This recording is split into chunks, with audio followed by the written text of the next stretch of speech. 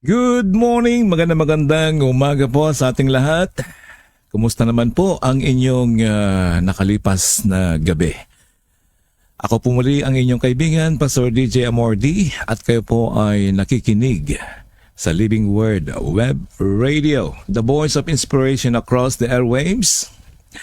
At magandang umaga po sa lahat ng ating mga kapatiran, mga kaibigan, at mga friends inside and outside of our GC. Magandang umaga po. Ngayon po ay araw ng Wednesday, July 15, 2026. Kumusta naman po kayo? Alright, atin pong pagbulay-bulayan ang pananampalataya or faith, episode 75. Sa mga nakaraang pinagbulay-bulayan po natin ay patungkol sa empathy, patungkol po sa grace. Itong kahapon ay napag-aralan po natin yung grace na nagtuturo sa ating kaligtasan sa pamamagitan ng biyaya ng Diyos. At ngayong araw ay ang pananampalataya naman ang ating pagbubulay-bulayan. At siyang nagtuturo kung paano tayo mamuhay araw-araw na nagtitiwala sa Kanya. So narito ang isang kumpleto nating pag-aaralan ngayon. Episode 75. Faith. Ang pananampalatayang hindi sumusuko kapag hindi mo na nakikita ang daan. Magtiwala ka pa rin sa Diyos. At ang main text po natin ay mula sa Hebreo 11:1. Ang sabi ay, now faith is the substance of things, hope for the evidence of things not seen. At ang atin pong supporting verses, nandyan po ang Proverbs 3:5-6, Mark 9:23, and 2 Corinthians 5:7. Ano ang ginagawa mo kapag tahimik ang Diyos, pero hindi pa rin dumarating ang sagot sa iyong panalangin? Diyan nasusubok ang tunay na pananampalataya. Maraming salamat at wag po kayong aalis. Ilang minuto lang po tayong magkakasama. Purihin ang Panginoon. Kumusta naman po ang iyong pananampalataya? Tayo po ay magsisimula na. Magandang umaga ulit at sa lahat ng ating mga kaibigan. A message coming from Pastor Roman Dagdag or Kuya Maning Dagdag. Good morning, Pastor. God is great all the time. Amen. At a message coming from Ma'am Cecilia. Blessed morning, Pastor Marcelo. Purihin ang Diyos sa buhay niyo. I pray the Lord awakens you and draws you deeply within the life of Jesus Christ. Purihin po ang Panginoon at maraming salamat. At narito rin sa aming pinsan, Edgar Delfinado Dagdag, watching. Watching from, saan na ba kayo naroon ngayon? And good morning, magandang umaga rin kay Pastor Nelson Bunyag Samboy. Watching from saan ka na ba ngayon? Sa Pampanga, no? At nandyan din si Brother Jess Giron, ang Men's Ministry of Castillos Methodist Church. Si Jess Giron. Kasama ko ito sa mga kalalakihan. At kay Ma'am Maripas. Magandang umaga at habang hinihintay natin yung mga iba. Pero tayo po ay magpapatuloy na sa ating pagbubulay-bulay sa umagang ito. At buksan po natin ang ating gawain, ang ating pagbubulay-bulay sa isang panalangin. Dakilang Diyos, maraming salamat muli, Panginoon, sa umagang ito, Ama. Naway masumpungan mo kaming maging karapat-dapat. Hiniling namin ang kapatawaran sa aming mga pagkukulang at pagkakasala sa inyo, Panginoon, sa buong nakalipas na magdamag na mga araw. At muli, Panginoon, sa araw na ito ng Wednesday, ay muli namin itataas ang iyong dakilang pangalan. Samahan mo kami sa aming pagbubulay-bulay.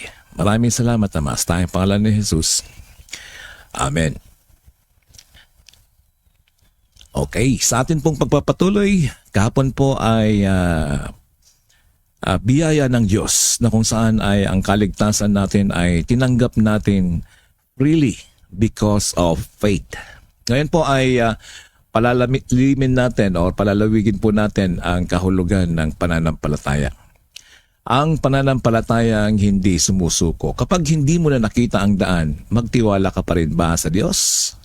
Sa Hebrews 11:1, ang sabi ay, "Now faith is the substance of things hoped for the evidence of things not seen." Ano ang ginagawa mo kapag tahimik ang Diyos pero hindi pa rin dumarating ang sagot ng iyong panalangin? Well, sa kabilang banda naman ay ilan na ang sinagot ng Diyos na panalangin mo. Diba napakarami na mga blessings na tinanggap natin maaari. Okay, so gayon pa man, kung tahimik ang Diyos, maaaring tahimik na hindi pa rin dumarating ang kasagutan ng ating mga panalangin, ay diyan po masusubok ang tunay na pananampalataya. Okay, so nabati ko naman po lahat siguro mga marami pang darating diyan. Actually, yung mga iba ay busy sa kanilang mga pagpasok. Ingat po sa inyong mga pagpasok. Ako po ang inyong lingkod, Pastor DJ Mordi, at tayo po magkakasama dito sa Living Word Web Radio, the voice of inspiration across the airwaves. So maraming salamat sa inyong walang sawang suporta, panalangin, pakikinig at pagbabahagi ng ating programa. Ang inyong bawat like at pag-share at pag-komento ay magiging daan upang mas marami pang tao ang makarinig ng salita ng Diyos dito sa napaka-busy mundo. Ayun. Kung ngayon ka lamang nakapakinig or si Edgar Del Penado Dagdag. Maraming salamat, Insan. Insan nga ba kita or uncle or whatever, basta ang alam ko ay Del Penado Dagdag ay mga relatives namin. Purihin ang Diyos. So, dalangin ko sa mga susunod na minuto. Ito, ang Panginoon ang personal na mangusap sa inyong puso. Mga kapatid, may mga pagkakataon sa ating buhay na parang tahimik ang langit. Ayun, sige. Nagdarasal tayo, humihingi ng kapatawaran, humihingi ng mga biyaya sa ating Panginoon at naghihintay ng kasagutan sa ating mga panalangin. Ngunit parang walang sagot. Kaya minsan ay umiiyak na lamang tayo, ngunit parang walang nakakarinig. Kaya naghihintay tayo. At tumatagal lang tumatagal. Isang taon, 2 taon, mga ganun, wala pa rin yung kasagutan. At dito pumapasok ang pinakamahalagang tanong. Mananatili ka pa bang nagtitiwala kahit hindi mo pa nakikita o nararanasan o natatanggap ang sagot ng Diyos? Yan po ang tunay na pananampalataya. Madaling magpasalamat kapag maraming biyaya, hindi po ba? Madaling umawit kapag walang problema. Ngunit ang tunay na pananampalataya ay nakikita kapag may bagyo, ngunit patuloy ka pa rin kumakapit sa Diyos at nagpupuri. Mapagkamalang kang weirdo, di ba? Kalahin mo sa gitna ng unos, umaawit ka pa para sa Panginoon. Sa atin po pagpapatuloy, basahin ko muna itong sabi ni Pastor Samboy. Mapagpalang umaga po sa lahat ng tagapakinig ninyo, Pastor. Pagpalain po tayong lahat ng ating Panginoong dakila. So, praise the Lord. Okay, ang background po ng Hebrew, or itong aklat ng Hebrew 12, ay isinulat upang palakasin ang loob ng mga Kristiyano noong araw. Dumaranas ng matinding pag-uusig at pagsubok ang mga Kristiyano sa panahon ng noong sinulat itong Hebrew. So mas marami sa kanila ang gustong bumalik sa dating pamumuhay dahil sa hirap ng kalagayan. Kaya isinulat ng Hebrew 11 ang tinatawag na the Hall. Parang Hall of Fame, no? Hall of Faith. Hindi ito listahan ng mga taong perpekto. Ito ay listahan ng mga ordinaryong taong nagtitiwala sa isang dakilang Diyos. Ito po ang pang-una nating point. Ang pananampalataya ay pagtitiwala kahit hindi mo nakikita. Ayan. Hindi sinabi ng Diyos na kailangan mong makita muna bago kang maniwala. Yan ang tao ngayon to cease to believe. Kailangan makita muna, pera. Parang to cease to believe or bigyan mo muna ng pera o pakita mo ng galing bago maniwala. Pero sinabi niya ay maniwala ka muna. Ito yung meron akong isang kwento pero ikwento ko mamaya. No? Maniwala ka muna. Darating ang panahon na makikita mo. Katulad ni Noah, no? Si Noah noong panahon ni Noah ay nakita naman natin kung paano siya sumisigaw sa mga tao. At sumisigaw siya ng magsisi kayo sa inyong mga kasalanan. Ngunit habang gumagawa siya ng arko, ang mga tao ay nagtatawa o tinatawanan siya. At sinasabi sa kanyang, si Raulo ito, gumagawa ng bangka. Kainit-init, wala namang ulan. Ayun. So, noong panahon na yon si Noah ay sige lang yung kanyang pagsunod sa ating Diyos at gumawa ng arko. At dumating ang panahon na kung saan ay may kinakasal, may nagiinuman, siguro nagkakasayahan sa lahat ng mga normal na ginagawa katulad ngayon. Biglang dumating ang ulan. Matinding ulan. Ito na pala yung panghuhukom ng Diyos sa mga tao noon dahil naglipanan na ang masasama. Ang tanong ay kailan ulit darating ang panghuhukom ng Diyos? Diba? Anyway, yan po yung history or istorya ng ating si Noah. Gumawa siya ng barko at nagpatuloy pa rin ang mga tao sa kanilang mga ginagawang hindi kalugod-lugod sa Diyos. At dumating ang panahon na nagiba or na umulan ng 40 days and 40 nights at lumubog lahat sila. Si Noah. At si Abraham ay hindi niya alam ang pupuntahan at daladala niya, di ba? Hiningi siya si Isaac. Hindi niya alam ang pupuntahan at basta na lang siya sumunod sa ipinapagawa ng Diyos sa kanya. Ayun.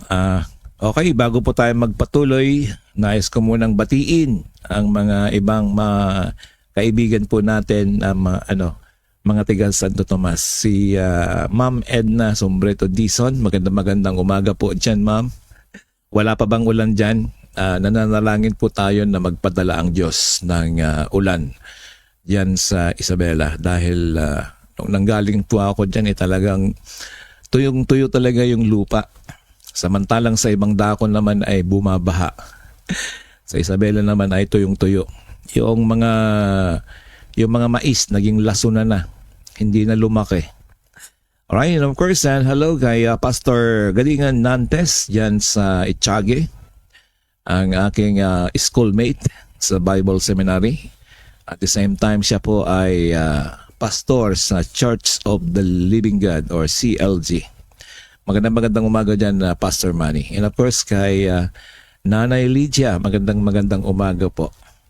At nagkita ulit tayo at magkasama tayo online. Okay, patuloy po tayo sa ating pagbubulay-bulay. Si Abraham ay nung tinawag siya ng Diyos at dalhin si Isaac, ay hindi siya nagtanong. Yun pong pelikula, exaggeration yun, na parang nagreklamo siya. Nang napanood nyo yung mga Hollywood films, nagre-reklamo siya. Wala pong reklamo ang si Abraham. Sumunod siya at sinunod ang Diyos. At nakita niya na the Lord is really provider dahil imbes na yung anak niya ay kanyang ihahandog. Pero ang sabi ng Diyos ay nandoon pala, nag-provide siya ng isang tupa para maihandog. So si Noah, si Abraham, sila po ay sumunod. At si Moises naman, nasa harapan ng dagat na pula o Red Sea, no? Nung hinati niya yung dagat na tila walang tawag dito, wala na silang pag-asa para tumawid dahil iniligtas sila sa Egypt. Pero no yung panahon na yon ay inutusan si Moises at nanampalataya si Moises kay sa ating Panginoong Diyos na si Yahweh. Nasa harapan ang dagat sa Red Sea at nasa likuran yung mga humahabol na hukbo ni Paraon. Ngunit nagtiwala siya sa Diyos. Ito po ang mga inspirasyon at motivation po natin. Ang Diyos na sinampalatayanan nila noong araw, si Noah, si Abraham, si Moises, si David, at marami pang iba, sila po ang nagsisilbing pilar ng ating pananampalataya. So meron po akong isang kwento. Isipin ng isang bata, kapag tumalon siya, yakap ng kanyang ama, hindi niya sinusukat ang distansya, hindi niya kinakalkula ang posibilidad. Nagtitiwala siya bago tumalon at alam niyang sasaluhin siya ng kanyang tatay. Diba? So ganyan po ang pananampalataya. Dako naman tayo dito sa pangalawang point. Ang pananampalataya ay hindi kawalan ng takot. Maraming tao ang nagsasabing, "Pastor, natatakot ako." Hindi kasalanan ang matakot. Maging si David ay natakot.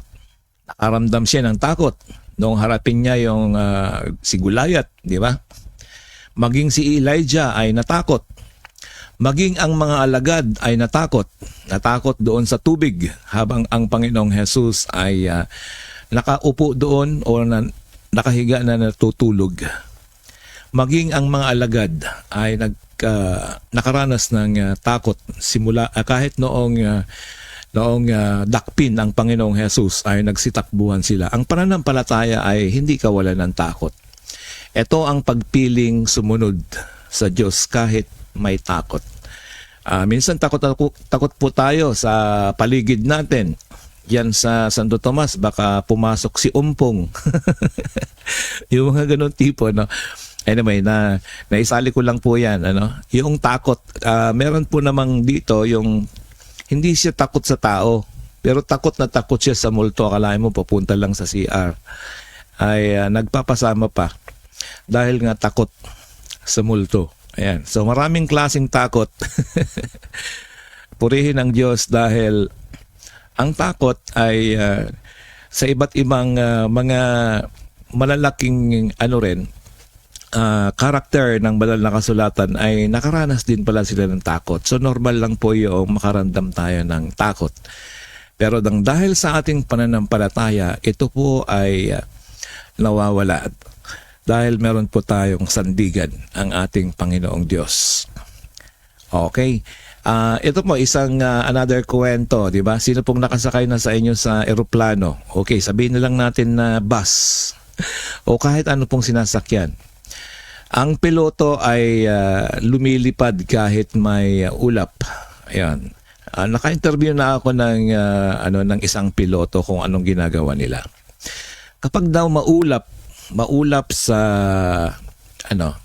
dinaraanan nila, ang ginagawa nila ay aakyat para doon sa mas mataas na lugar yung ulap na yan na nagkakaroon ng tinatawag na jet, ano ba tawag doon? Yung pressure. Kasi po pag may pressure niyan or turbulence na gano'n, gumaganon talaga yung eroplano. Yan. Okay, lalo kapag noong nakaraan nagpunta kami sa graduation sa Cagayan de Oro. So bigla na lang gumanyan yung eroplano. So ako naman medyo sanay na dahil nakailang balik na rin po ako mula sa abroad noon. So easy lang ako at nagtitiwala ako sa Diyos. Dahil sa pagtitiwala natin sa Diyos at sa mga instrumento, tayo po naman ay nandun po yung pagtitiwala natin. So simula po ngayon, nandun po yung kaba, takot, pero bilang isang tao, tayo po ay mayroong pananampalataya sa Diyos. Huwag po tayong matakot. At ito po ang pangatlong point, ang pananampalataya ay may kasamang pagkilos o gawa. Ang sabi dito, hindi sapat ang sabihing naniniwala ako. Ang tunay na pananampalataya ay may kasamang pagsunod. Sinabi ni Santiago, ang pananampalatayang walang gawa ay patay. Kung naniniwala kang kaya kang pagalingin ng Diyos, patuloy kang manalangin. Kung naniniwala kang may plano ang Diyos sa iyong buhay, ano ba yung mga ginawa mong mga plano sa buhay? Marami ka ng plano at higit sa lahat ay siguro out of 20, nangyari na yung 10. So meron pang 10 na natitira. Inilista mo ba kung ano yung mga plano na gusto mong gawin at nailatag mo na ba sa Diyos? Okay, ilatag mo na sa Kanya, ibigay mo yung listahan. Lord, ito yung aking listahan ng aking mga plano sa buhay. Okay? Kung sa mga bahay mo, babakuran mo yung bahay mo, gagawin mo yung lahat. So wala pong maliit walang maliit o walang malaki. So lahat po ng mga bagay na yan ay inilalatag natin sa Diyos. Patuloy ang ating paglagak ng lahat ng bagay sa ating Diyos. Okay, so kung maniniwala kang may magandang kinabukasan, huwag kang sumuko ngayon. Dahil sabi nga, yung iba naman ay maraming nagsasarang pintuan. Pero ang pintuan, kapag nangako ang Diyos, ay mas maraming pintuan ang magbubukas sa iyo. At hindi lang pintuan, lahat ng bintana. Okay, ito ang isang nakakaantig na kwento. May isang magsasaka na araw-araw ay nananalangin para sa ulan. Ayan. Ngunit habang naghihintay siya ay patuloy niyang inaararo ang lupa. May nagtanong, bakit ka pa naghahanda? Wala namang ulan. Ngumiti siya at sumagot, kapag dumating ang ulan, gusto kong handa na ang bukid ko. Yan ang pananampalataya. So meron siyang pananampalataya. Halimbawa, ikaw naman ay nananampalataya kang umulan ngayon, tapos lumabas ka. Wala ka naman dalang payong. Kaya kailangan kapag mayroon kang pananampalataya ay kailangan din nating maniwala talaga na magdala. So sa init ng panahon, magdala ka ng payong at baka ikaw ay mabasa kasi pinapanalangin mong umulan. Ayan po ang pananampalataya. Naghahanda kahit hindi pa nakikita ang himala. Purihin po ang Panginoon. Sa mga minamahal na kapatid, paano natin mai-apply sa ating buhay ang ating pananampalataya sa Diyos? Ano ang ipinapanalangin mo ngayon? Ano ba yung nasa prayer table mo? Trabaho ba? Kalusugan? Pamilya? Pag-aaral? Ministeryo? O ano man yun, huwag kang tumigil. Patuloy kang manalangin. Patuloy kang magtiwala at patuloy kang sumunod. Dahil ang Diyos ay hindi nahuhuli. Hindi rin siya nakakalimot. Sa mga ginagawa po natin araw-araw, minsan nakakalimot na tayo. No, ibig sabihin po, kailangan po natin ng listahan, the list of prayer. At yung mga prayers na yan, lahat ng mga nakikita mo, lahat ng mga napapansin mo na dapat ipanalangin, ay ipanalangin po natin sa Kanya. At manampalataya po tayo na tutugunin niya lahat yung mga panalangin natin. Mga minamahal na kapatid, maiksi lang po ang ating pagbubulay-bulay ngayon.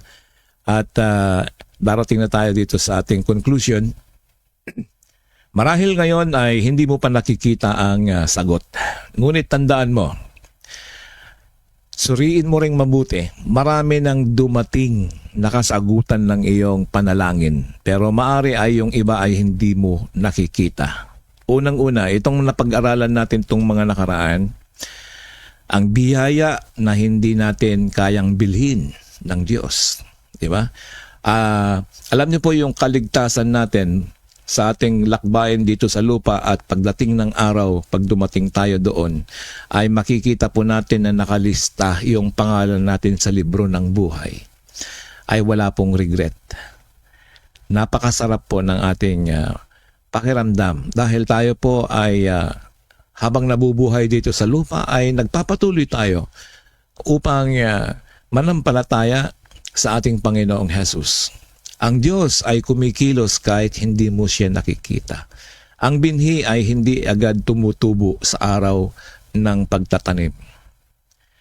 Araw-araw po ay ang binhing nakatanim po sa ating puso ay lumalago at ang nagpapalago niyan ay ang ating Panginoong Diyos. At ang paglago ay merong time span, may proseso, may paghihintay, may tamang panahon. So ganito rin po ang Diyos natin. Habang naghihintay ka, may ginagawa siya sa iyong puso. Mas pinapalalim niya ang iyong pananampalataya.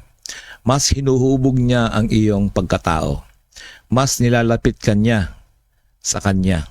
So purihin po ang Panginoon dahil sa buhay natin, sa araw-araw na marami po tayong na-experience, marami ko tayong nararanasan ng mga problema.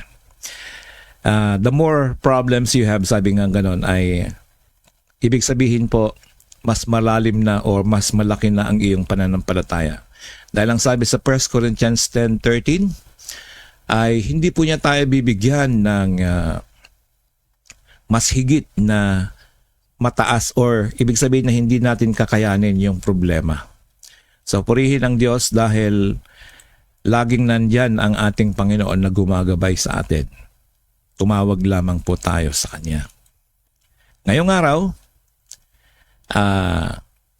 huwag mong sukatin ang kapangyarihan ng Diyos. Ayon sa laki ng problema mo, dahil sabi ko nga nung nakaraan, gatuldok lamang po yung ating problema sa laki o sa lawak ng universe na ito na Kanyang nilalang. Sa halip, sukatin mo ang laki ng problema mo ayon sa kapangyarihan ng Diyos. At tandaan mo ito, ang pananampalataya ay hindi nagsasabing, alam ko ang mangyayari bukas. Ang pananampalataya ay nagsasabing, kilala ko ang Diyos na may hawak ng aking bukas. Amen. So purihin po ang Panginoon at maraming salamat po sa inyong pakikinig. Yan po ang episode 74, ang pananampalataya. Ang pananampalatayang hindi sumusuko. Patuloy lang po tayo sa ating pananampalataya at wala po tayong ibang mapupuntahan, masisilungan, kakandungan, kundi ang ating Panginoong Hesus Kristo. So maraming salamat po sa inyong pakikinig sa Living Word Web Radio, the voice of inspiration across the airwaves. Tayo po ay manalangin. Maraming salamat o Diyos sa iyong mga salita. Maraming salamat o Lord sa palaging pagpapaalala sa amin at magtiwala sa iyo. Kahit hindi namin nakikita lahat ng iyong ginagawa, palakasin mo ang aming pananampalataya kapag kami ay nanghihina, ikaw ang aming lakas. Kapag kami ay natatakot, ikaw ang aming kapayapaan. Kapag kami ay naghihintay, tulungan mo kaming manatiling tapat at hindi sumuko. Dalangin namin ang bawat tagapakinig. Pagpalain mo ang kanilang pamilya, kalusugan, hanap buhay, pag-aaral at higit sa lahat ang kanilang relasyon sa iyo. Maraming salamat dakilang Diyos. Kami muli ay maghihiwalay sa mandali at samahan mo po kami sa aming paglalakbay muli sa araw na ito hanggang sa pagdating ng aming pagdating ng gabi. Maraming salamat Panginoon sa lahat ng mga nakinig. Maaari mang kakonti kami pero maraming salamat o Diyos dahil ang pangako mo, either 2 or 3 gathered in my name, I will be in the midst of them. Purihin ang Diyos. Sa pangalan ng aming Panginoong Hesus Kristo, ito yung aming dalangin. Amen. Maraming salamat sa inyong pakikinig sa Living Word Web Radio, the voice of inspiration across the airwaves.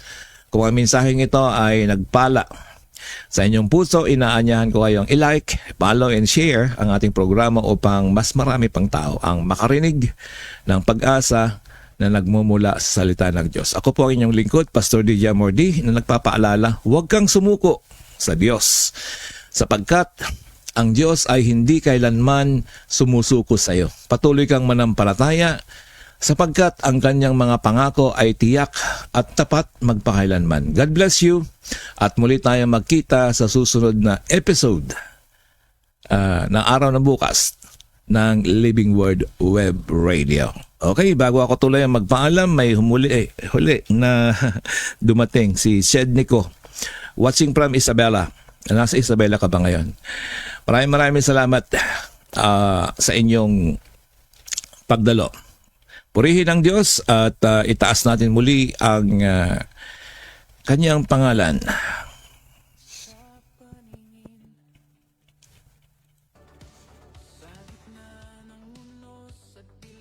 Ng buhay, kapag ang pag-asa'y tila naliligaw, may tinig na marahang Purihin ang Panginoon at muli sama-sama tayo sa araw na bukas at pakishare na lang po ang ating link sa mga kaibigan natin. Praise the Lord and God bless us. hindi man makita ang landas sa unahan. Ang iyong mga pangako ang aking sandigan. Hindi ako urong, hindi ako bibitiw. Ikaw ang Diyos na tapat magpakailanman. Pananampalataya, ito ang aking lakas. Sa bawat pagsubok, ikaw ang aking lunas. Kahit hindi ko makita ang bukas na darating, alam kong ikaw, Panginoon, ang siyang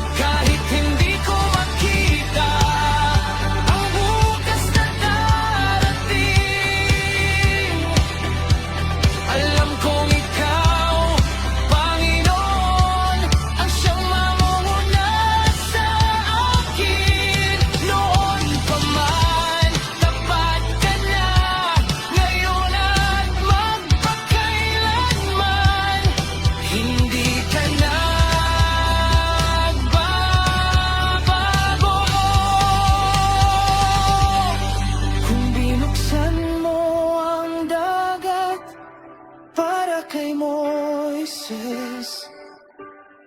Kung pinatumba mo ang higante para kay David, kung binuhay mo si Lazaro mula sa libingan,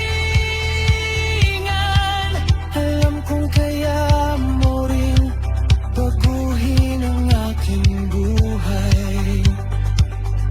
Pananampalataya, hindi mawawala,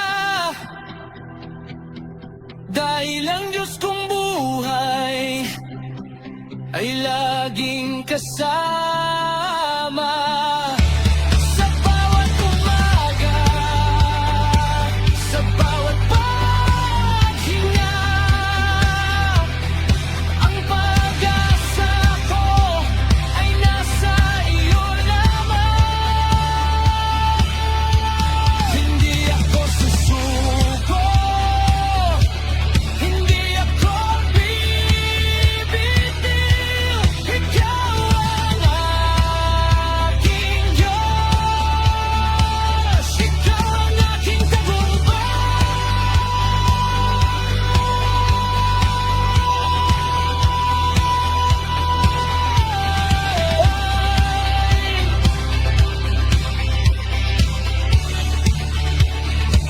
Sa pananampalataya, ako'y lalakad, hindi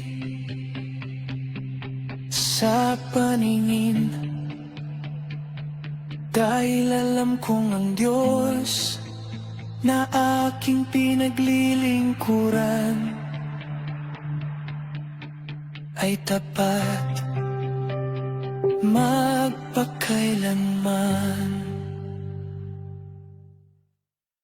Purihin ang Panginoon at maraming salamat po. Nahuli man yung iba. Tapos na po ang ating pagbubulay-bulay at pakirewind na lamang po ninyo ang ating mensahe.